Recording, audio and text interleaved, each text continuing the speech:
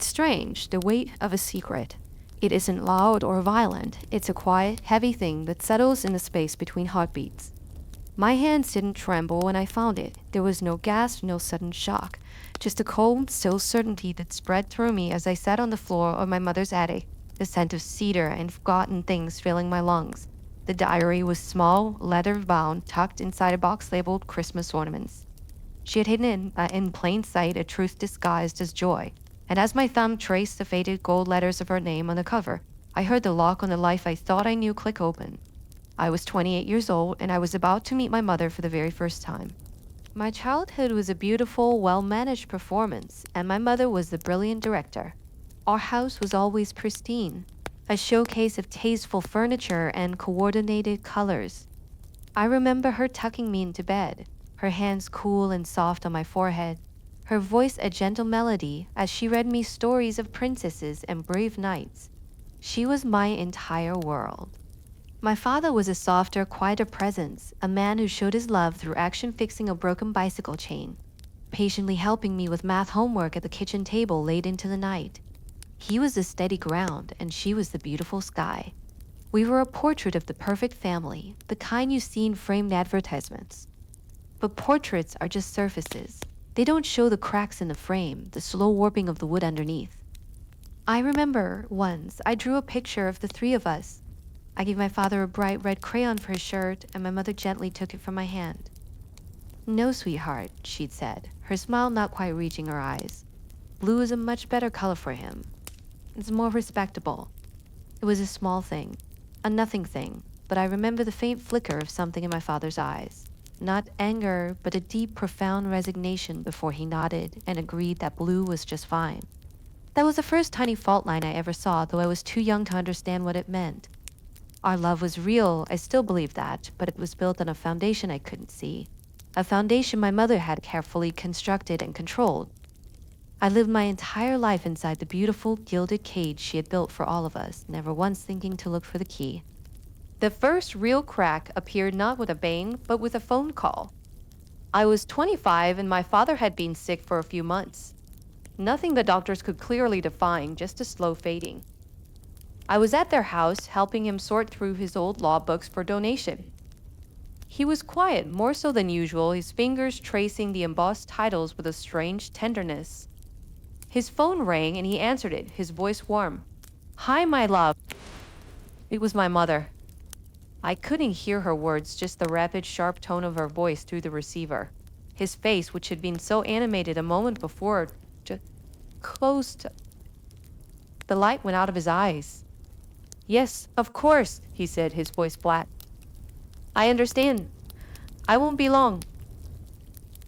He hung up and looked at me, and for a single, unguarded moment, I saw a depth of weariness in him that stole my breath.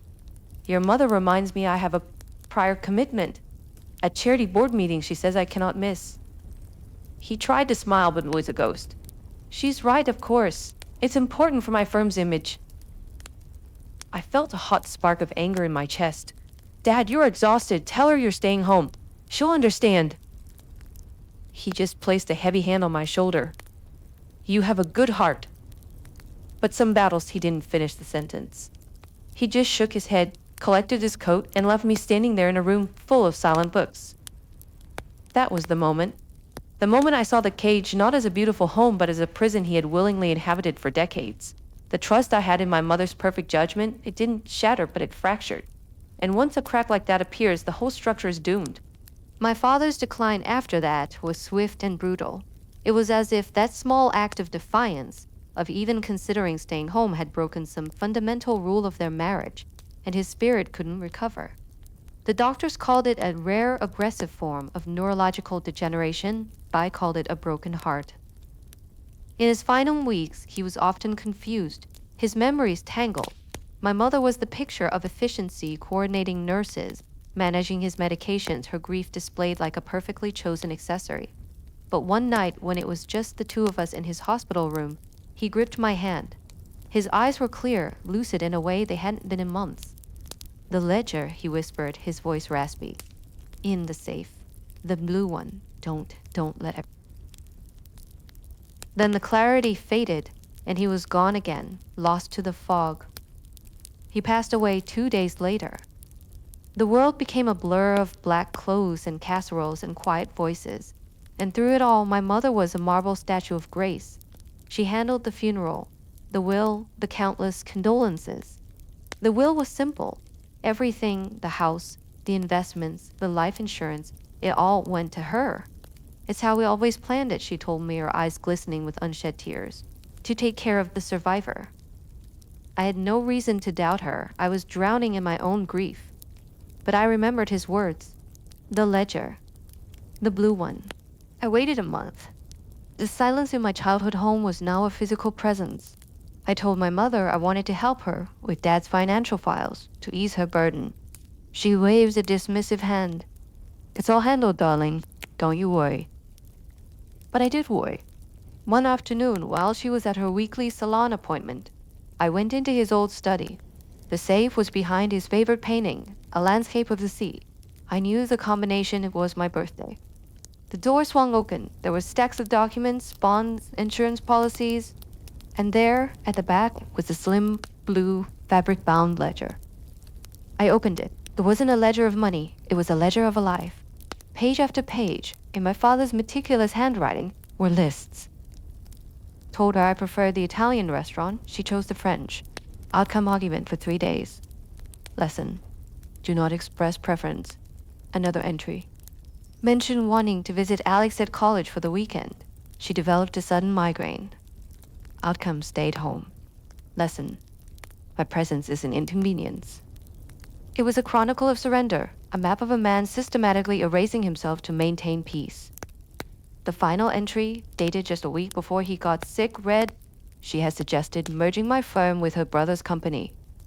It would mean losing the practice my grandfather built. I cannot do it, but I do not know how to refuse. I sank to the floor, the book heavy in my lap. This was the unraveling. The love I had for my mother curdled in my veins. This wasn't grief. This was a quiet, calculated destruction that had taken a lifetime, that I was next in line. For weeks I moved through my life like a ghost. I went to work, I spoke to my mother on the phone, I performed the rituals of a dutiful daughter, but inside I was a vault of cold, hard rage. The blue ledger was my secret. I kept it hidden in my apartment and I read it until I had every heartbreaking entry memorized. It was evidence, but of what? Emotional cruelty? A lifetime of manipulation? It was a truth I knew in my soul, but it wasn't a weapon I could use. I needed something more. I needed the why. That's when I remembered the attic, the Christmas ornaments box. My mother was a creature of habit and sentimentality. If there was a deeper truth, a root to all of this, she would have kept it. She would have needed to look at it, to remember her own justification. So I told her I was coming over to finally sort through my old childhood things, to clear them out. She seemed pleased. Oh, good, she'd said. It's time to move forward, don't you think? To put the past behind us. The irony was so thick I could taste it. The attic was hot and still. I found my box of old school books and stuffed animals easily. And right next to it was her box, Christmas ornaments. My heart hammered against my ribs. I lifted the lid. On top were a few fragile glass baubles, and beneath them, nestled in yellow tissue paper, was the small brown leather diary. My hands were steady as I opened it. The handwriting was my mother's, but younger, looser, filled with a passion I had never seen in her. It was from the years before she met my father. And there, on a page dated over 30 years ago, was the turning tide. She wrote about a man named Thomas, a musician she had loved with a desperate, wild intensity. A man her wealthy, prestiged family would never accept. They had forced her to end it. The entry described the scene with her father, his cold ultimatum. He said Thomas was beneath me, that he was chaos, that if I married him I would be cut off, disowned, that I would throw away my entire future for a fleeting fantasy. And then the line that reframed my entire existence. I will never be powerless again. I will marry someone stable, respectable, someone I can manage. I will build the perfect life, the life they approve of. But it will be my creation.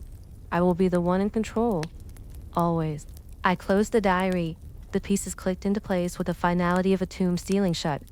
My father wasn't her husband. He was her project. A respectable, manageable man chosen to be the cornerstone in her fortress against the world that had hurt her. And I was likely just another part of the blueprint, the perfect daughter for the perfect family. The victim had become the strategist, and I finally understood the game. The anger didn't disappear, but it transformed. It became a cool, focused energy. This was no longer about my pain, it was about my father's legacy. It was about freeing myself from the role she had written for me. My plan wasn't about revenge, it was about revelation. It was about exposing the truth, not to the world, but to the one person whose opinion truly mattered to her, herself. I started methodically. I went back to the blue ledger and made digital copies of every page. I visited the county records office and pulled the deeds and business filings from my father's firm. Just as he had feared in his last entry, the transfer to my uncle's company was already in progress. Initiated by my mother just weeks after his death, she was dismantling his life's work without a second thought. I found the old family lawyer, a man named Mr. Aldrich who had known my father since they were boys. I went to his office and I showed him the blue ledger. I didn't say much, I just let him read. When he finished, his eyes were old and sad. "I always wondered," he said quietly. He changed so much over the years. He became my one true ally. He explained that while the will was ironclad, the merger of the firm was not yet final. There were clauses, small technicalities my father had built in to protect the practice that my mother and uncle had overlooked. We could stop it, but I told him that wasn't enough. I needed to do this my way. I spent the next month preparing. I didn't avoid my mother, but played my part. I listened to her talk about her plans for the house, for the money, for my future.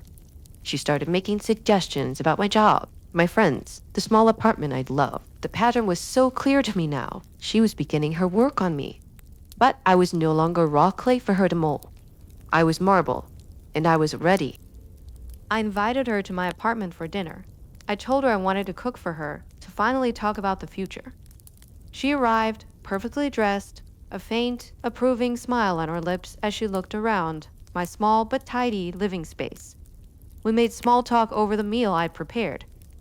She complimented the food, but I could see her mentally noting the simple plates, the non-designer wine glasses. Finally, as we finished, she placed her napkin on the table. "This was lovely, Alex, but we should really discuss what's next. This place is charming, but it's not for you. Not long term. I've spoken to a realtor about a lovely condo closer to me. And your job, that nonprofit work is so noble, but it's time to think about a real career. Your uncle has a position."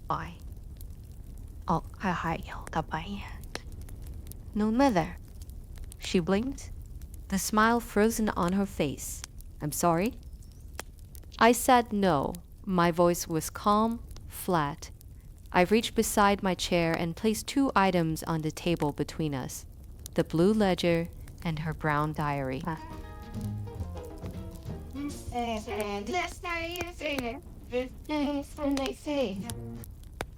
The color drained from her face. Her composure, for the first time in my life, cracked. A fine web of fractures appeared around her eyes and mouth.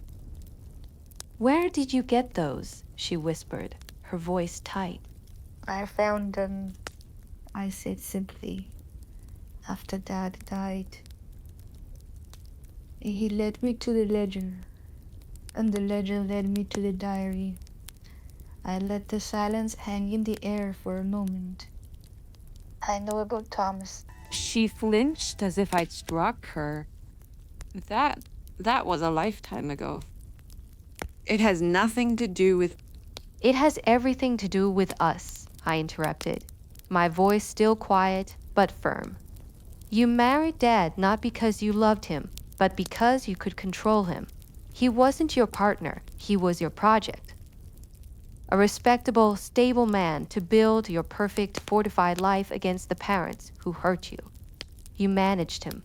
You documented every time you had to correct him, to steer him, to break his spirit just a little more." I tapped the blue ledger. "This is his story, the story of the man you erased." Her eyes flashed with momentary, genuine fury. "You have no right." "I have every right," I said, my voice rising for the first time, not in a shout, but in a clear, sharp declaration. "He was my father, and you made me a part of your performance. But the show is over." I took a deep breath, letting the calm settle over me again. "I've spoken with Mr. Aldridge. The merger of Dad's firm is stopped. permanently. It will remain a separate entity as he wanted, and it will be placed in a trust, with its profits donated to a charity for neurological research in his name. She was speechless, her hands gripping the edge of the table, her knuckles white. You can keep the house, I said. You can keep the money, is what Dad wanted. But you will not keep me. You will not direct my life. The cage is open. I slid the brown diary across the table towards her. This is yours. Your pain is real, and I am sorry for the girl who wrote this. But you don't get to use it as an excuse to hurt people anymore. She stared at the diary, then at me, and in her eyes I didn't see anger anymore. I saw a terrifying, profound emptiness. The facade had crumbled, and there was nothing solid left behind it. The reckoning was complete. It's been a year since that dinner. My mother and I still speak, but our relationship is a distant, polite thing. We exchange pleasantries on birthdays and holidays. The performance is gone. What's left is the truth, and it's a truth that doesn't leave much room for warmth. I still live in my small apartment, and I love my job at the nonprofit. Feels meaningful, feels like my choice. Sometimes I visit my father's grave. I tell him about my life, about the firm that still bears his name and is now doing some real good in the world. I like to think he's at peace. The other day I was cleaning and found an old photo of the three of us from when I was maybe 7. We were at a park and my father was laughing, really laughing, his head thrown back. My mother was looking at the camera, smiling her perfect smile, and I was between them, beaming. For a long time I looked at that photo and saw a lie, but now I see something else. I see my father's moments of joy, however brief, see my own innocence, and I see my mother. A woman so terrified of the chaos of love that she built a prison of control and lived her entire life as its most prominent inmate. I didn't destroy her that night, I just showed her the walls she had built. And in doing so, I finally set myself free. The greatest justice is not vengeance, but the quiet peace of living your own truth. Final line. The most dangerous secrets aren't the ones we keep from others, but the ones we keep from ourselves. To PAE, if the story of family drama and finding strength resonated with you, share your own moments of realization in the comments below. And subscribe for more real-life stories about navigating the difficult path to peace.